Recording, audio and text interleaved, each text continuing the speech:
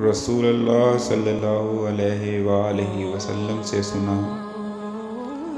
حضرت صلی اللہ علیہ وآلہ وسلم نے فرمایا کہ اللہ نے رحمت کے 100 حصے بنائے اور اپنے پاس ان میں سے 99 حصے رکھے، صرف ایک حصہ ہی زمین پر اتارا، اور اسی کی وجہ سے تم دیکھتے ہو کہ مخلوق ایک دوسرے پر رحم کرتی ہے، یہاں تک کہ گھوڑی بھی اپنے بچے کو اپنے سم نہیں لگنے دیتی، بلکہ اپنے سموں کو اٹھا لیتی ہے کہ کہیں اس سے اس کا بچہ تکلیف میں نہ آئے۔